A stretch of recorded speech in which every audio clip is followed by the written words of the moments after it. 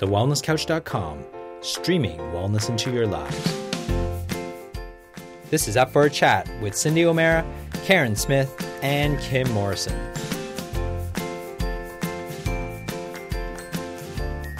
Here we are, up for a chat about the hottest topics that are important to you, inspiring you to awaken the change within. I'm Carren Smith. I'm Kim Morrison. And I'm Cyndi O'Meara. And we're still in the car. just so that you know. So we're on this road trip. We are in the car for quite some time. And last week we delivered a podcast to you, but you had a fourth guest, I beg your pardon, and that was Cindy's sat-nav. I was thinking who? She was giving us directions. We called her Jane, but I believe her name's Carren. Yeah, it was. And all people who don't stop talking, their names are Carren. So this time, we decided we were going to record another podcast for you because we just started having a chat. And we figured out how to turn her off. Ripper, Rita! So we thought that we'd include you in the conversation because it was a conversation that I started. Cindy's a little bit tired. It's late at night. It's very, very dark. And she said, come on, girls, keep talking to me. And there's been a question that I've been pondering for a while about how influential are we really? I mean, how much influence do we have on our children? How much influence do we have on our partners? How much influence do we really have? And I posed the question to the girls, and then all of a sudden the conversation started to go all kinds of fabulous places, and we thought that we'd hit the record button and let you listen in if you want to and be a fly on the wall as per usual. I'm up for a chat. So how influential are we really? What made you ask that question? Well, it's a really good question because I often think to myself, we're speakers, and how influential am I really on the people who I speak for? Do I really have the capacity to influence somebody else by what I'm saying? And does anybody else have the capacity to influence me by what they're saying? And when I think about that, I can somebody influence me by what they say? And the answer to me is actually no. Because people try to change my mind or try to get me to think the way that they think, and this kind of happens everywhere. You should think this way, think that way, don't feel like this, feel like that. And all that it does is it invalidates my point of view or my feeling on a matter, which then makes me hold on to it even more. So if somebody says, don't feel like this, feel like that, I'm going to feel like this because it's my way of feeling. And if I wanted to feel like that, then I would. But I want to feel like this. So I'm not that influential. I'm not able to be influenced that easily. And I wonder if everybody else is the same. Well, and then we started talking about our mums and, to what extent we're able to influence our children. But I think, when I think of you as a speaker and a friend and a woman, I think you're very influential on my life, for instance. So, but is that because I do that deliberately, or is that just because of who I am? I think a bit of both. I think same. Well, I think there's a conscious level that you influence me, and I think there's an unconscious level that you both influence me. Please explain. Well, I think consciously, when you're helping me through a problem, you are influencing and helping to influence my ways of processing that. But living and being who you are is an unconscious way of influencing me, because I look at that and I think I want to be that when I grow up, or I want more of what you've got, and I can't even articulate what that is that you've got, but it's influencing me to want to even discover or think about it or look for it. Interesting that you should say that, because now that I think of you girls, I feel the same way.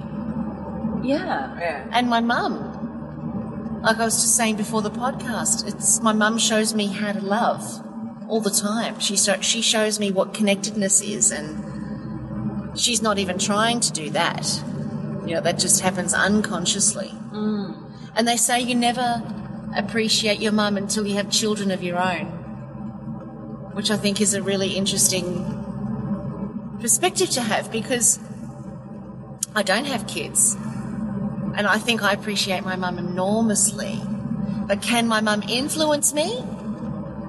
Like if she wants me to feel better about something, or Can she influence me? I don't know. I don't know.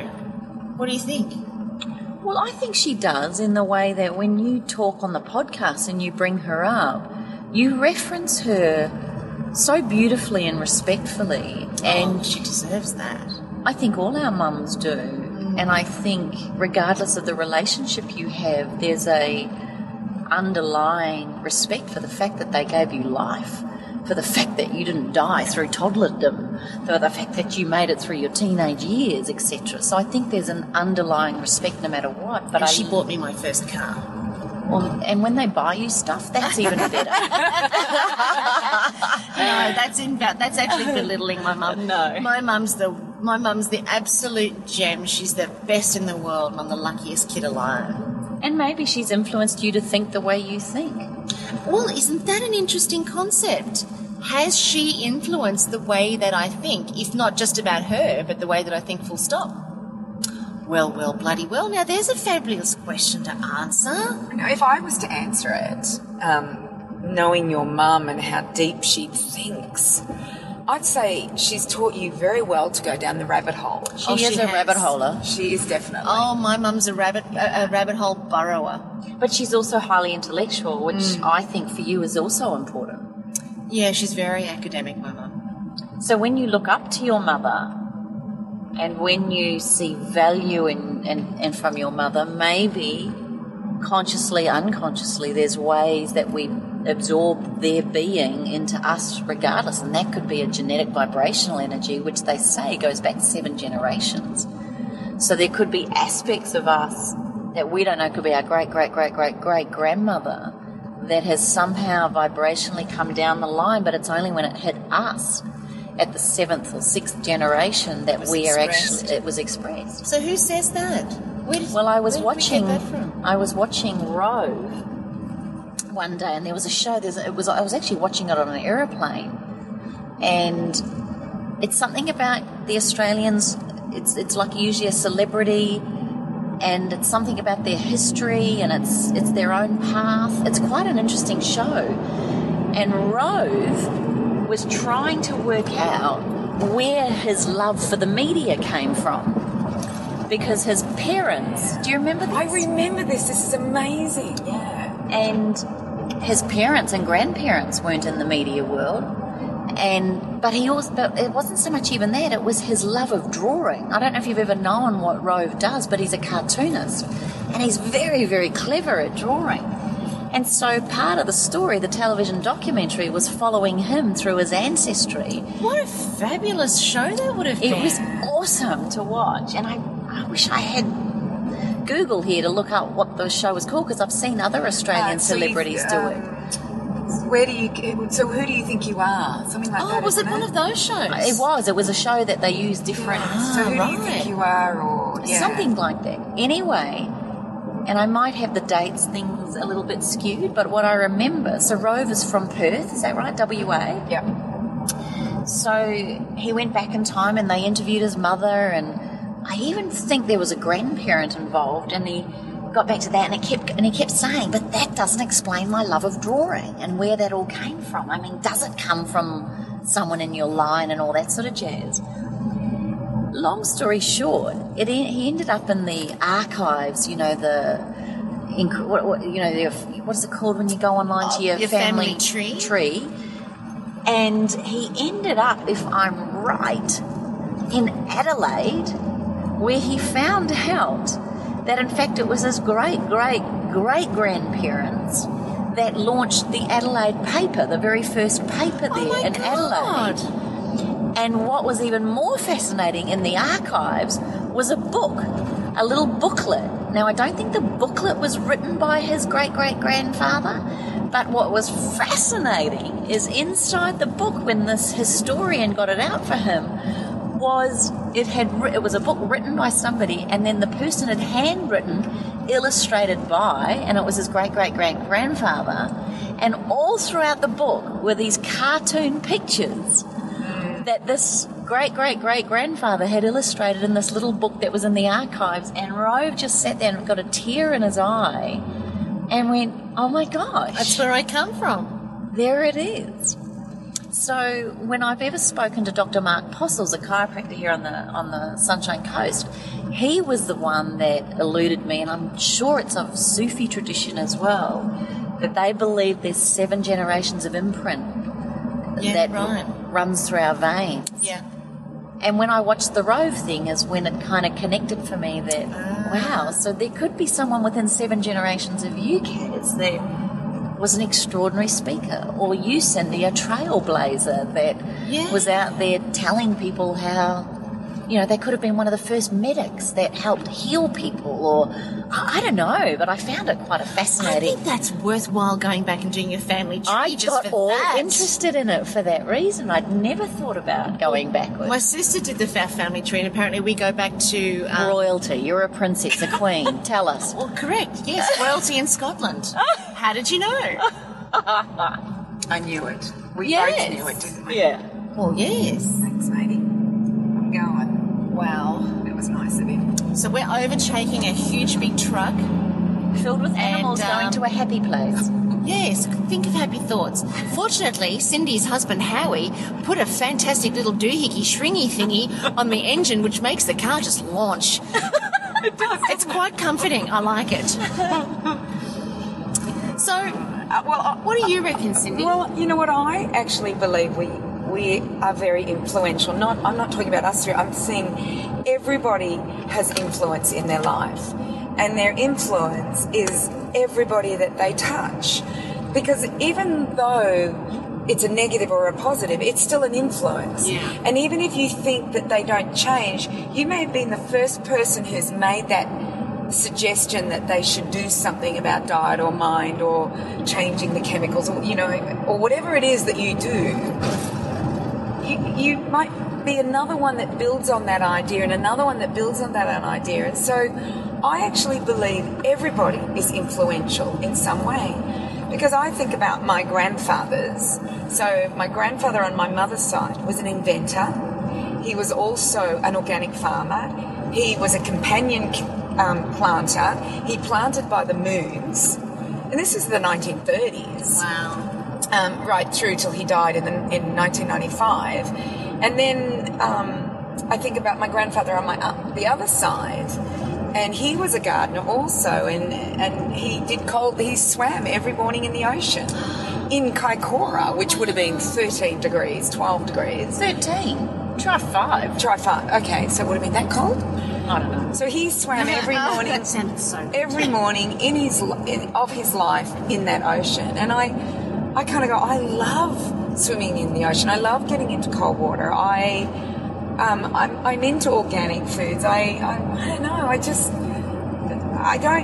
I think I've been influenced as a result of my grandfathers influencing my parents, which then influenced where I went in my life. And as I got children, my mother influenced the way I brought my children up, because she was one of 11 and I was guided by her. And so I believe we are all influential. It just depends on, it could be positive, it could be negative, it could be, Do we need to be influenced then?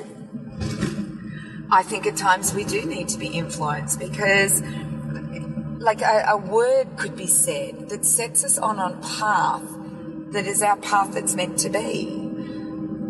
That's what I feel. Like I feel about the pivotal points in my life and how people have influenced me by the way they looked, what they said to me. I think about it a lot, actually, and I think, what if I didn't meet that person? What if I didn't go there? What if I never met that? I do this a lot. What if I never met you two? But is that influence or is that coincidence? Or that synergy? Synergy There's that orchestra. It's an orchestra that happens. That universal orchestra. Yeah, that universal orchestra that it molds you, it moves you, it pushes you, and one of the things that I find really difficult is when people say, I don't know what to do with my life. I go, well, just move. Yeah. Just go out and meet people, see things, educate yourself, just move. And something will push you to where you're meant to be push to. That's my belief. So then now we're going to go down a bit of a rabbit hole on that. So if people come into your life and they're able to influence you with their words or what they do or their look or whatever the case might be, is that people influencing us, or is that the universal orchestra bringing people to us to take us down a certain path? Because that's how we learn, through a book or a video, and something's just always there at the right time, or someone's always there at the right time. So are we actually as influential as we think we are, or is everything orchestrated? So we have no free will. But I think of the word influence, though. Influence to me means you'll change, or something changes as an occurrence of that. Otherwise, they haven't influenced you. So if they just happen to be in your life and whatever, but it's only an influence if it's altered how we feel, think, or be. Otherwise, there's no influence, and it just is, isn't it? I mean, how can you say you've been influenced by somebody if nothing's changed? True. But everything, every tree you see, every car that comes towards us, every person we meet has an influence. They have to, in some way, a vibrational influence, a word, a feeling, an emotion, if a car comes in front of us now, they slow us down. And there is that part of the universal orchestration to stop you from having an accident in 5 minutes' time. I often wonder that. Same. And I never get angry about it. I just go, oh, well, this is, I'm meant to be sitting behind here because I'm not meant to be further ahead, or, I'm able to pass, or I'm able to be in a certain... I actually believe everyone is influential, but I believe the best way to influence anybody is by example. Your children, and we did have a question on this, and it was about a child that, she was noticing she had a big tummy at the age of 6. Now, is that the parents' influence on her noticing that, or did she actually notice it? And in my belief, it's the influence of the parent. That's what I think. Well, at that age, it can only come from one place, because the kids don't have perspective of what's normal or not normal, right or not right. So I think you're right, Cyndi. And how do we then change that? Like, this little girl is 6 years of age, and she doesn't like her body, and she doesn't like, she doesn't want anyone to see her. So if we've influenced our child to think that way, how do we then turn that around and get them to see things differently? Like, I look at my children. There was never something... I never made it a point to say anything about my body in front of them. I never, ever, ever once said, oh my God, I'm fat. Oh my gosh, I'm this, I'm that. Because that wasn't the way my mother taught me. My mother never said that about her body, ever. And so I had no inkling that that's what people did. And then I watch my girls, they're in their 20s, they know when their health or their body isn't right, and they'll say, Mum, what do I need to do? And I'll go do this, and it's over and done with, and we're on our way. But they never said it at 6 years of age. No. And the same with the same question came around with, medications. How do you not give a child medications? How do you influence a child not to take medications? And that is by example. You're not popping pills. They're not popping pills. You would only pop a pill in an emergency, and that, that's fair enough. But in everyday life, you're not popping a pill, they're not popping a pill. And they learn that it is an internal strength that allows them to make change in their life, for them to be able to have control in their life, rather than a little white pill. And my belief is this, and I don't know if I'm right or wrong, but this is my belief, is that we teach our children that it's not a little white pill that makes them feel good, but they have an internal strength that can make them feel good. Then they're not going to look at the age of 16 at little white pills that are called spice and ecstasy and ice and believe that that's going to influence them or change who they are or make them feel better. Because inherently they don't feel satisfied with what's there in the first place. Well, I hope that my children are very satisfied with Not their yours, life. I mean other kids. Other kids, because what they've been taught is, here, darling, take this little Panadol. Here, darling, take this antibiotic. Here, darling, take this pill. It'll make you feel better. So and then they watch you popping your pills. So it's not only by example, but it's by influence that we are teaching our kids that it's not an internal strength that makes them well and that they can go to their internal strength. We're teaching them it's an outside source that helps them. And it's not. It may influence them, but it doesn't help them.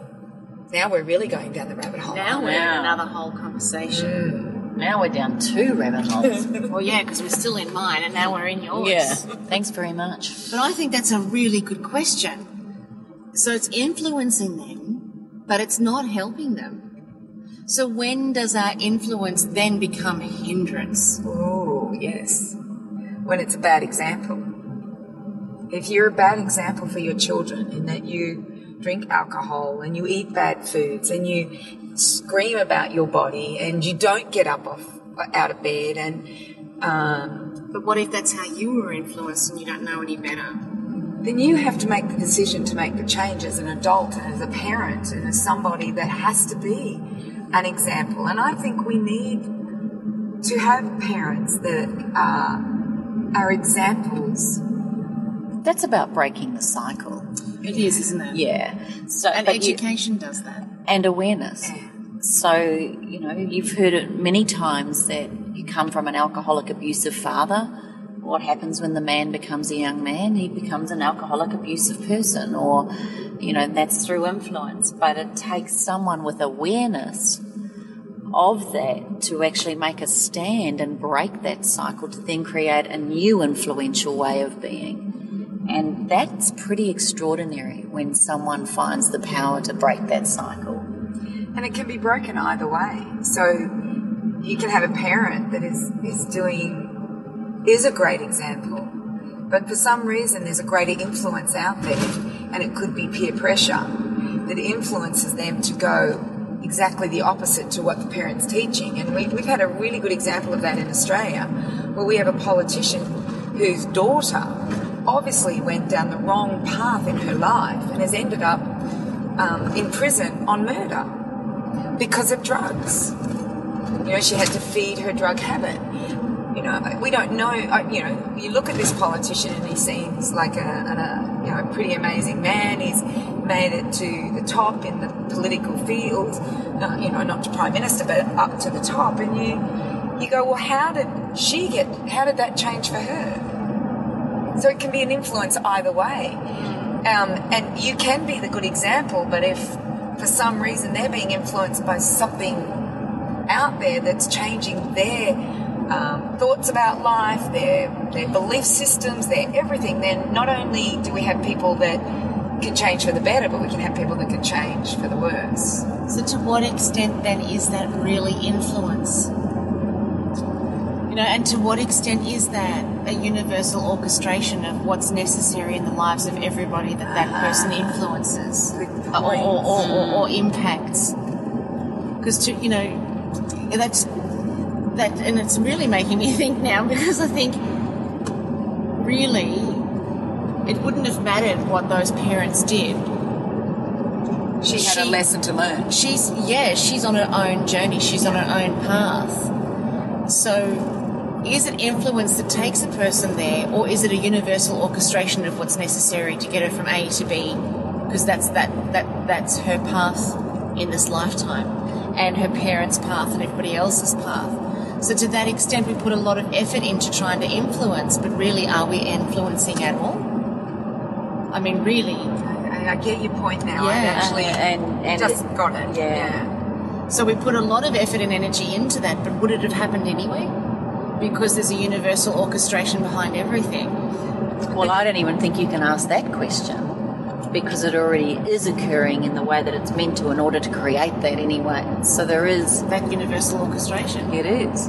But then... So then why put so much effort into trying to influence?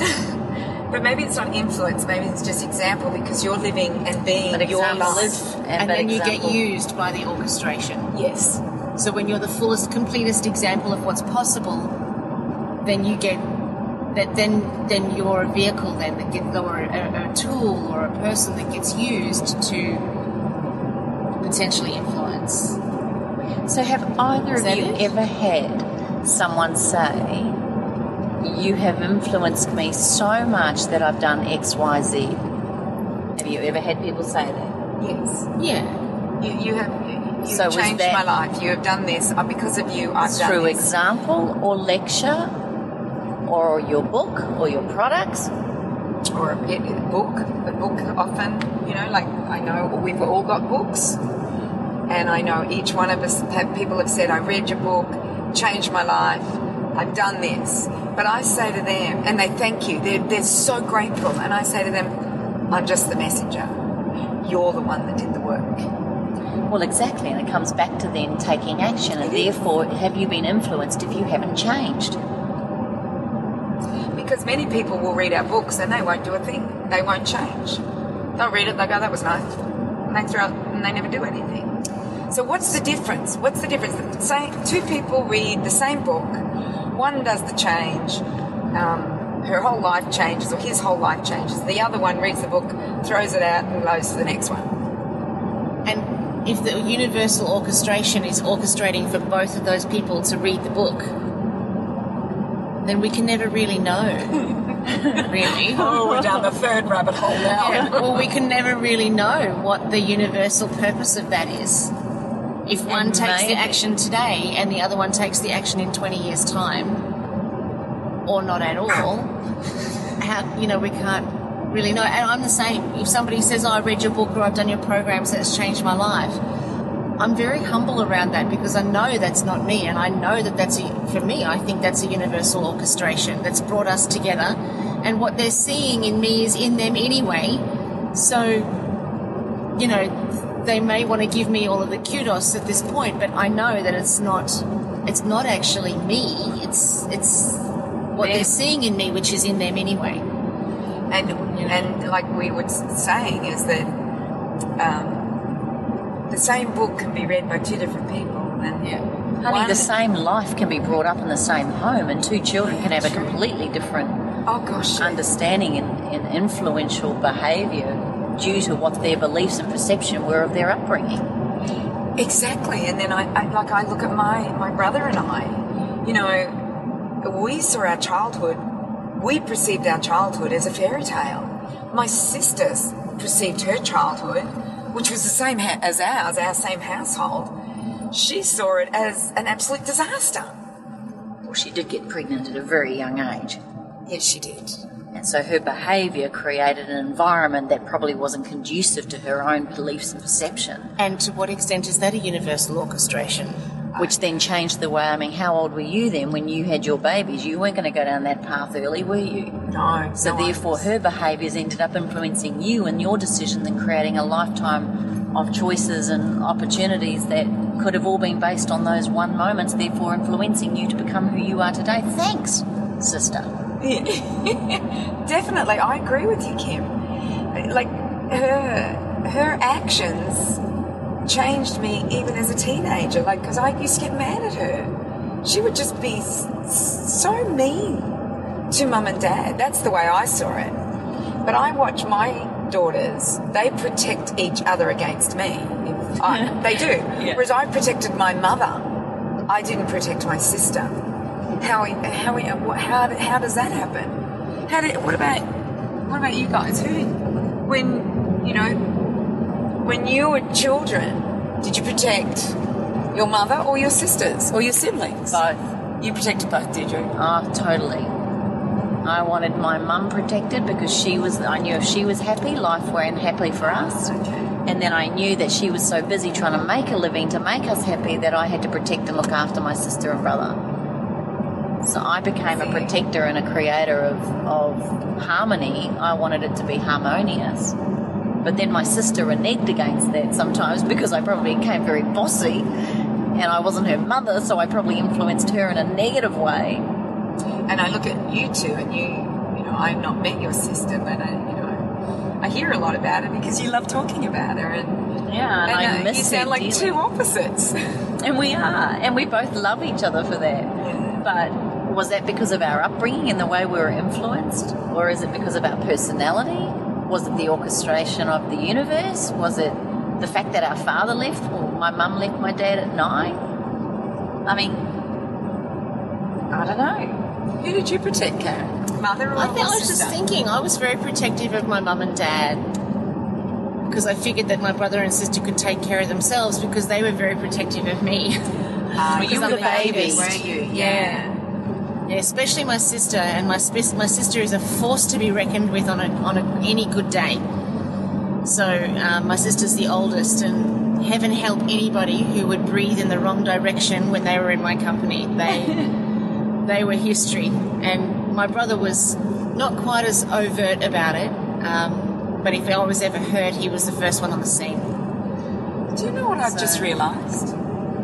That we are one of 3 siblings each. Yes. And you're the oldest, Kim. I'm the middle child, and you're the baby. True. Oh my gosh. Oh, wow. We have all the positions in the family. So I have middle child syndrome, and I just want you all to know this. Very I have That it special was needs. middle child week or day. It was middle Oh, it child was day. too, it was too. middle child day, and Casey and I, we were celebrating because Casey's middle child as well. And did we notice that a middle child even needs its own special day? Well, it shows what special needs they really are. And as for youngest, it's I'm the youngest, I'm yeah, the but brat, they I'm have the most special loved. day every day because every day is all about them. Correct. And you're the one that, Kim, you're the one that always is, making In sure. charge, making sure everyone's happy, keeping us on track on the It's podcasts. True. It's true. Honestly. Oh no, I've just realised God that. help us. And what wonders why I'm in Now tell me, charge. is that universal orchestration or is that influence and That coincidence? just blows me away. And, let's talk about this influence and talk about universal orchestration. So I think about, I know this seems really funny, but my husband and I, of course, have 2 parents each. Both of our parents, so his mother and my mother are born in June. His mother is the 12th of June, my mother is the 10th of June. His father and my father were born in October. My father is the 20th of October and his father is the 22nd of October. Now, how does that happen? Wow. I like go, are we were destined, or is it just coincidence?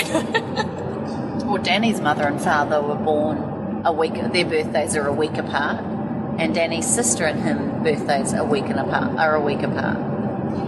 And I'll give you another coincidence that I think is just a crazy coincidence, is that my sister passed away on the 26th of March.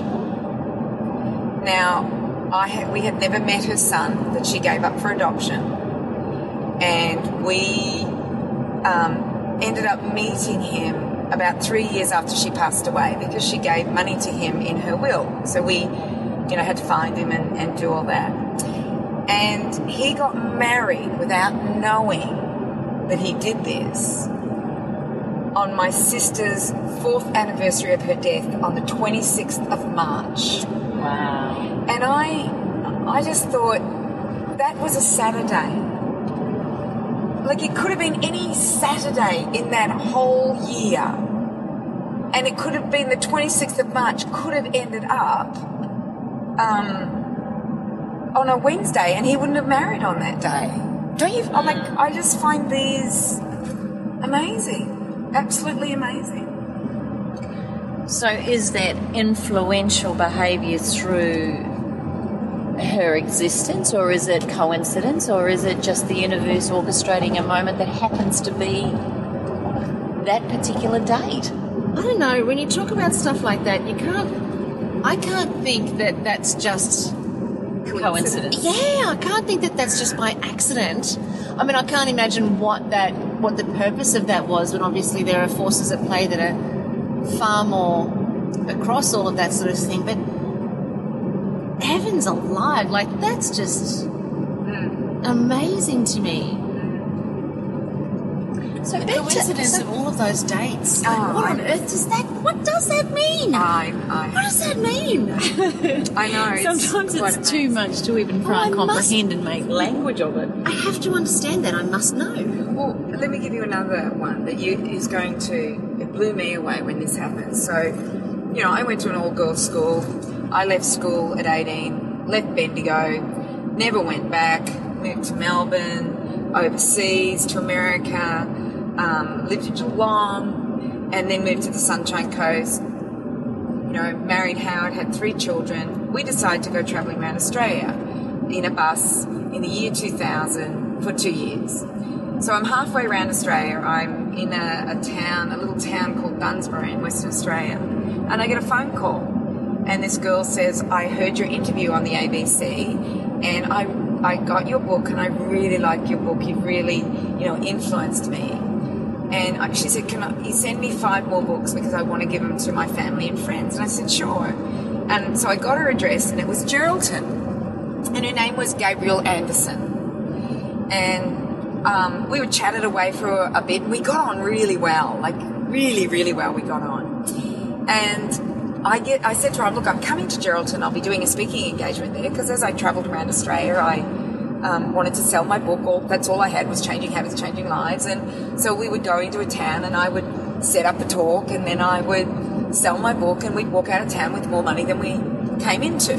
That was the way we got around town, you know, around Australia. So I said to her, "Look, I'll be in Geraldton. I'll make sure that I email you regarding when I'll be there." And I forgot to tell her until 6 o'clock on the night that I'm ending up at my talk. So I quickly, I think I called her. I must have had her phone number. I said, "Oh, I'm so sorry, Gabrielle. I said that I'd tell you when I was coming. I'm actually going to be there tonight." She says, "I know, Cyndi, I've already booked my ticket." I said, "Please come up to me and say hello to me. You know, I'd love to meet you." So I get in there. There's probably 70 people in the room. She comes up to me, and we look at each other, and we scream. I went to school with her in Bendigo. Her name was Gabrielle McLean. I was Cyndi Lovett. She was. We played netball together. We were best mates. She was Gabrielle McLean. I was Cyndi Lovett. She now was Gabrielle Andrews, or Anderson. I can't remember exactly what the name was. And I'm Cyndi O'Meara. Who the hell knew that we were each other? This is like 20 years, 25 years on. Insane. Well, that's like Melissa. How does that happen? That's like Melissa in the UK. Yeah. I mean, go figure all of that. So how does that work then? Is that how does it happen? You know, For 10 years, I was trying to find someone to manufacture 28. For 10 years. A woman picks up the 3rd book we'd written called About Face at Auckland International Airport and reads it from Auckland to Perth, gets hold of me and says, "I want to help you. My name is Megan Larson. I have a skincare company that's chemical free, and I want to help you." I tried for 10 years to find someone, and she happens to be at Auckland Airport where our book happens to be. She happens to read it, happens to get in touch with me. We studied aromatherapy together 20 years beforehand. That's insane. So you know what? In Melbourne. Maybe it's not influence. Maybe we've gotten to this point where we've gone, maybe there are forces that are greater than we've ever thought that are at play in our life. And it's not influence, it's what we have to be part of in order to put us on our soul's journey. So here's something interesting. John O'Donoghue talked about this, and I've mentioned it before. Wayne Dyer said it, that life is a series of choices and incidences that we choose to take on. So, at 15 years of age, you might have 3 doors in front of you. You happen to take the 2nd door, which means you stay at school. At 20, there's another set of doors in front of you, and you choose door 4, which takes you to university. Or you might choose door 1, which finds you pregnant and you have a child. Life is full of doors and situations and opportunities. But here's the interesting question. What about those lives that are unlived? What about the doors that you didn't open? Oh, like sliding doors. It just makes me go. But remember, in sliding doors, Yeah. it always ends up. She ends up In the same place. In the same place. But then the journey is quite different. Yes, the journey is different. So therefore, maybe we need to surrender I think. and actually just realise that the forces are way, way beyond us, playing way, way beyond what we could ever imagine. And we just need to make the best, most positively influential things or choices we could be do. the best version of ourselves. I think So that's that then what it we can be is. part of the symphony that's played by the orchestra, as opposed to sitting on the benches watching. Or fighting it. Yeah. Or sitting on your butt doing nothing. You know, Or that's sitting there, woe is me. and that's why I believe we need to move. Well, it's getting back out on the track. It's getting One back on the foot in front track. of the It is, other. isn't it? Yeah. Constantly staying in motion. But when you think of it like that, it kind of takes all the pressure off, doesn't it? Oh, totally. It's like, oh shit, oh goodness, sorry, I said the shit word. Swear jar. A swear jar. And you said it So it's almost like it takes all the pressure off to become something or to make something of yourself, other than being the best of what you're being the best of what you're capable of being in the moment. Dr. Because Brian, if the future is kind of pre-orchestrated, then there's only the present moment to be exceptional in. Just now. Totally. Dr. Brian Weiss says this about love. You know, there's so many women and men out there looking for love and looking for their soulmate and desperately wanting to share their lives with someone. And he believes in a lifetime you're lucky to have 2 or 3 true soulmates. But you also have to stop fighting it, because they turn up when you least expect it, or they turn up in a way that you probably hadn't even imagined. So often we are out there looking and searching and hoping and praying or wanting someone to turn up. I mean, think about how you've met the soulmates in your life, and most of it is incredibly... Coincidental, and you had nothing to do with it. So how much control do we really have? We're out there trying to control our environment, control our lives, control everything in our lives to make it look the way that we want it to live, when actually the reality is there's no control at all. But having said that, I'm sorry, I'm going to throw another one. Go, go, go, go you, go. Because it's not about only being in motion. It's how you're thinking. It's how but that has so much to do with it. Because if you're someone who, you know, is thinking bad thoughts all the time and has judgment all the time and is negative all the time, that influences.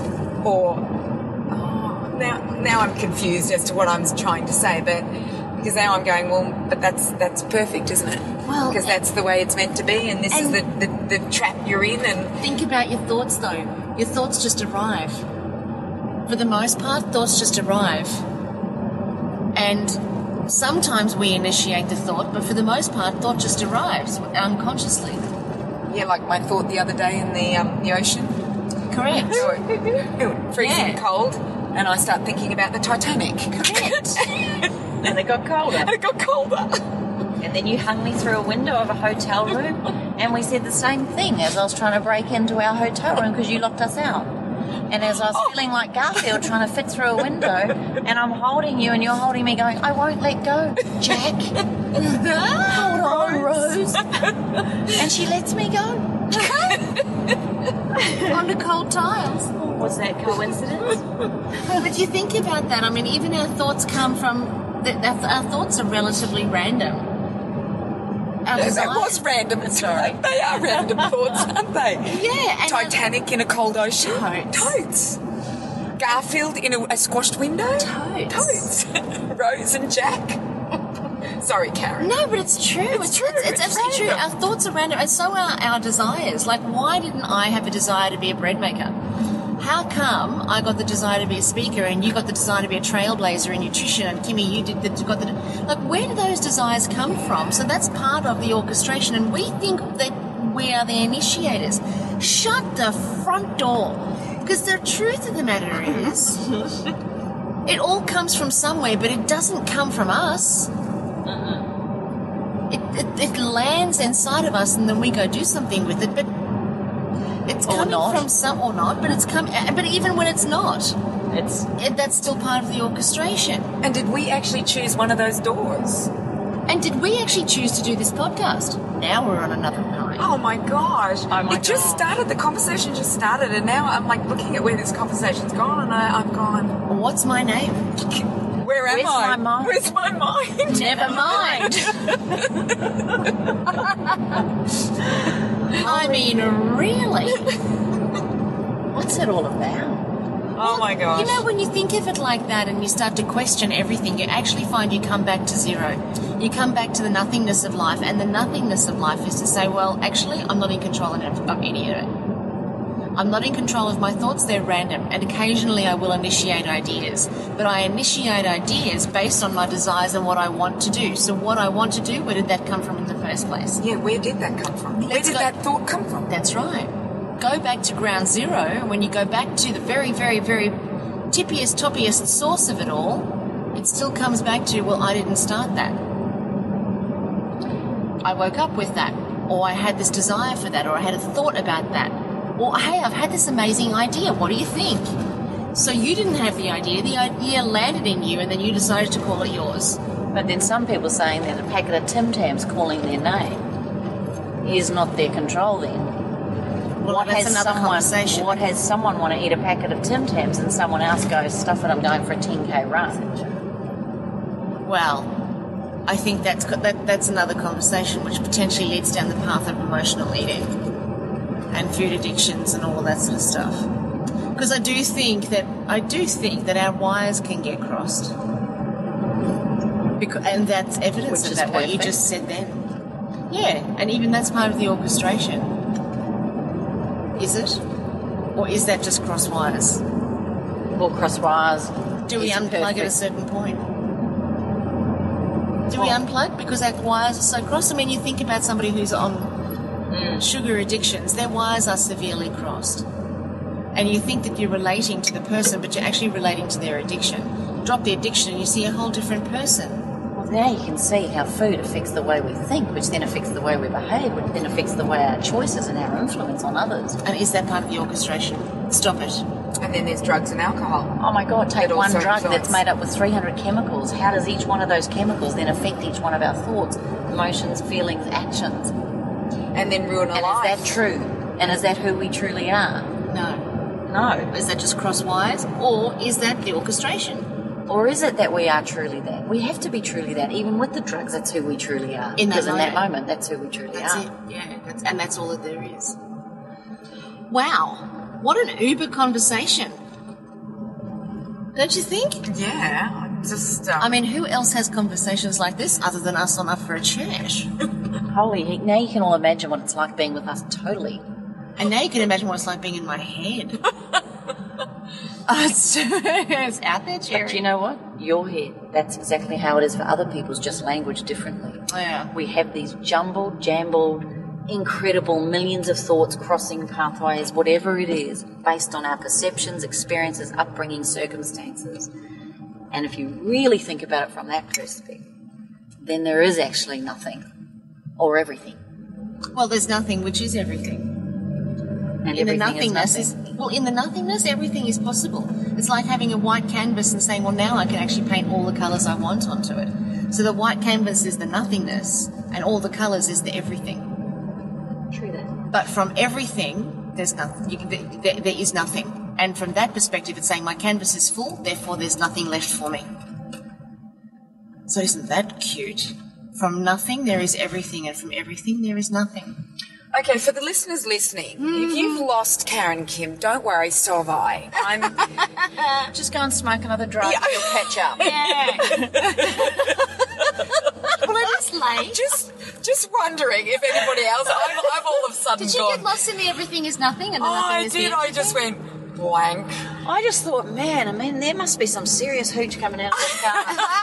We just went down some seriously. I wonder if we need to rocky open up a window. Imagine if we did do hooch. I mean, Oh, God, seriously. help them. Yeah. Oh, God, help them. Oh, man. Is hooch marijuana? Yeah. Oh, Yeah. don't act all innocent with us. Never Honestly. done it. Oh, who hasn't? I haven't. I mean, I mean, who has? Okay, now we're into the podcast of sex, drugs, and rock and roll. We actually no, didn't we? We never aired it. No, that was sex, drugs, and politics that we never actually aired that one. Yeah, we decided far too controversial. Way too controversial, and we might lose all our listeners. We did think that, didn't we? Is it still sitting there? It's still sitting there. I don't know. It's an X-rated, highly we're challenged. Where Kim confesses. No, and I'm not playing that one. Yes, so we have. And you have become recorded some Prime Minister of conversations. Australia. I was Prime Minister of Australia right in those moments. I was. Look out. Yeah, and we have recorded conversations where we have swatted all the flies. Yeah. They're not allowed in. Oh. There can't be flies on the wall. No, there are no flies on the wall. No, we swatted them all because we didn't want them to hear it. Oh, wow. I remember saying to Kim a couple of days ago, I went, we should do that. And she went, not all our dirty laundry needs to come out, Cindy. What was it? I can't even remember. We'll talk off air. Yes, we'll talk off air. You can't do Oh, that yes, now. we will talk off air. I know what it was. Oh, really? Yes, preparation. Okay. It was about preparation. Yes. Okay, well, now that sounds intriguing. Yeah, we could do a podcast on it, maybe another day. Maybe not today. So here we are, up for a chat about the hottest topics that are important to you. And us. So hopefully you found this podcast a little bit insightful and maybe curious. And if you're at this point and you still don't get it, maybe go and have a very stiff brandy. Come back and listen again. Maybe a couple of brandies. Maybe a bottle of champagne. Come back and you might make more sense of it. But let's see if we can just sum it up before we go. Because I think I actually had some revelations Same. throughout it. And for me, the sum up, and yours may be very different because remember, we perceive things very differently. Yeah. Even though we've heard the same thing, we may have heard things differently. I actually, with the whole influence and is it coincidence or is it the orchestration of our life? And I've actually come up with that I believe it's the orchestration of our life. But we do still have free will.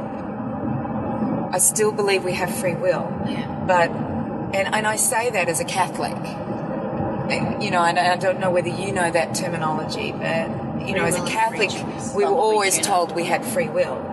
And it's about getting up and probably making sure that those what life is meant for, you get up and you do something with it. But you're right, everything is perfect, but that's how I feel we don't influence. Maybe it is the orchestration of our life.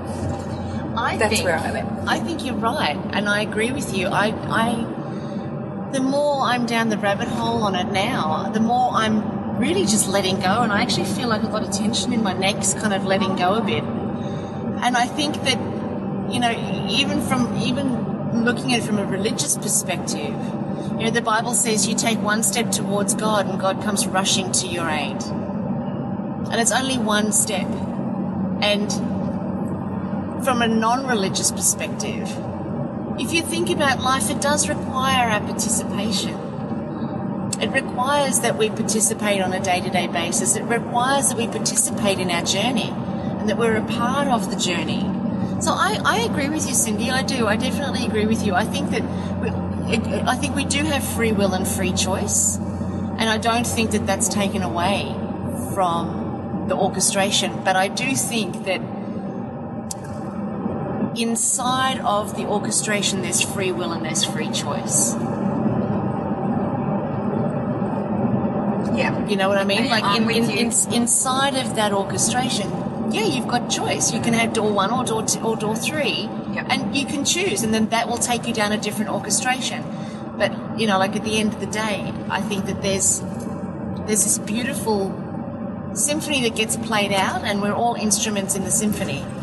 And we all collectively make a beautiful tune. And I think that there are people there are powers in higher places that have an amazing job of actually bringing this person into that person's life to create this outcome, which then brings that to happen with having that baby, and then this person is the brother of that baby, and that whole coordination and that whole orchestration to me is absolutely phenomenal. And as Anita Morjani says, we are all a thread in the tapestry of each life. other's life. Yeah. And without that thread, the tapestry isn't the same. Incomplete. Yeah. Well, you only have to go very microscopic into the body to see all the intrinsics on a trillion of cells to see how they all unbelievably are orchestrated together to create this thing called the human body. And then when I go on a massive macro level, when I look at it from a point of view of if the universe is 28 billion light years apart, that's what's being measured, known to man, that the universe is 28 billion light years apart, then I say if we know that it's housed within 28 billion light years, what's housing it? Are we in a black hole? Well, absolutely. You have to keep asking the question, what holds that? And go even further down on your microscopic view into the human body, and you're not even there. No. So your eyes are deceiving you. Oh, no. And your eyes are deceiving you when you see a tree. Because we're waves. That's right. We're not solid. That's right. And when we look at ourselves as a wave, we become a particle. And when we look at ourselves as the particle, we then become the wave. So that our eyes are constantly deceiving us. So even though we see trees and grass and roads and things, look at it from a very, very microscopic point of view, it's not even there. I'm freaking out. I'm just freaking out here at the moment. Absolutely freaking out. It's like, because I'm thinking of the atom, and the atom looks like a universe. Mm-hmm. So who's living on my atoms? Who's freeloading on my atoms, Carren? I want to know. Totes. Absolutely. And if there is something greater than thou that has the English language and can articulate, I bet they're cracking up in hysterics right now. Going, they're not even scratching the surface of what's out there. Yeah. And we're on a dark quite road. amazing. We're on a dark road in the middle of nowhere, and it's kind of this is a surreal conversation. Yeah. Because I'm thinking of if I'm in a universe that looks like my atoms, and I'm made up of trillions and trillions of atoms, and if every atom is a universe, and then Kim, you've got all yours too. There are definitely some freeloaders happening here. Definitely, if we think about it that way. She can't even talk to me about freeloading. So, what about your sum up of it, Kim? What do you think? Influence? Look, from a macro or micro point of view, I totally believe, and what's got me through to where I am today is the more I surrender, the more control I seem to have. Control within my own thoughts of realizing there is no control or ability to control it. But I do have the ability to positively influence those in my sphere. I know that because people will say they laugh at my energy or they enjoy my energy. For those people that are looking for that energy and that similar attraction of energies, they are going to be attracted into my vortex and vice versa. We feed off it. But at the same time, there'll be people that come along and listen to me or you or us and they go, that's so not up my alley, or that's way too deep for me, I'm switching this off, or I'm out of here. And I get that too, that there's enough for everybody. And when we come from a creative way of thinking rather than a competitive way of thinking, there's enough for everybody. And when I look at the power of influence, all I know is, for some reason, and I've done this to myself from the minute I was born, what had me born in this body, in this time, in this life? And if I'm feeling like this, how are you feeling? What's it like to be in your body, in your skin, and your thoughts, and your perceptions, and what's that like? And why am I in this life? And why did I get my mum and dad and my sisters and brothers? And how did I get to have my children? Like, I realize when I really ask those questions, I have no answer.